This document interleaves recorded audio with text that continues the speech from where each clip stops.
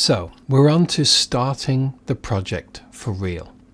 I know there's been a lot of housekeeping so far. Everything that you've done so far other than starting the project, so all of the workspace, the windows, everything like that, that doesn't have to be done every time. I promise. And to make sure that doesn't have to be done every time, it's quite simple to save a workspace. So we've been editing the editing workspace. If you're happy with where it is so far and you're thinking, I don't want to go back from here, anything that I change within this workspace now will be changes for the good. This is a good base for me to build my workspace. If that's what you're thinking, right click up here in this tab and save as new workspace. Now you can call it anything you like. I've obviously done that before and I labeled it Adam Editing.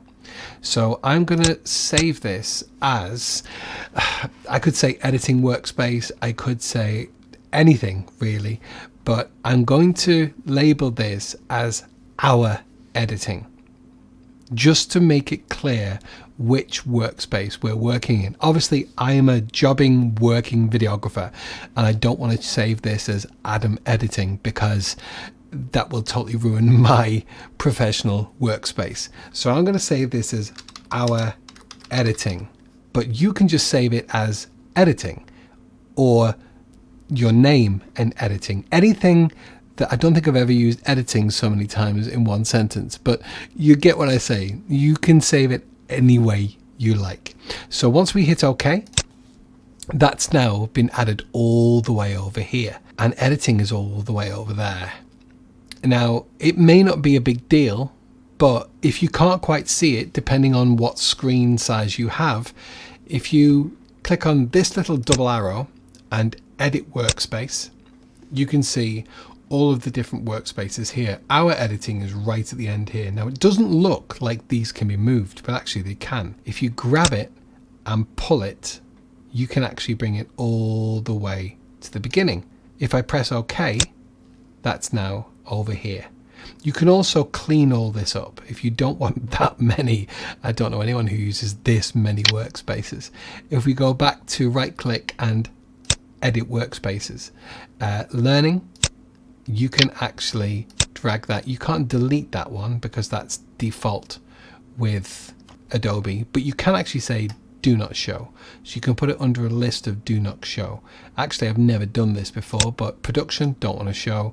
Meta logging, don't want to show. All panels, that is the craziest workspace ever. It literally opens all of these windows. Remember when we showed you all these windows? It opens them all. And if you haven't got if you've got anything less than maybe a 50-inch screen, it goes a little bit, yeah, overkill. So we've got our editing here. Assembly we don't use, or I'm not going to show you an assembly workspace because everything that we do is going to be in pretty much the editing workspace other than color and maybe audio, possibly graphics, but we'll see as we move along. But you can clean this up, but for now I'm just going to hit OK, and as you can see some of these moved and we're in our editing here. Why didn't assembly go? Maybe because it doesn't have to, because there's so many spaces there. I don't know, let's have a look. Assembly, did I not move it? Let's move it. See how easy this is? You just grab what you don't want. I don't want editing because I don't want to confuse, so I'm just going to say don't show. You also have an overflow menu here, so if scripting was something you didn't really want up here, but you didn't want to have to deep dive into here, you could just put it onto the overflow menu, and that was the overflow menu right here. See where scripting is there? Everything is so customizable in this. It's brilliant.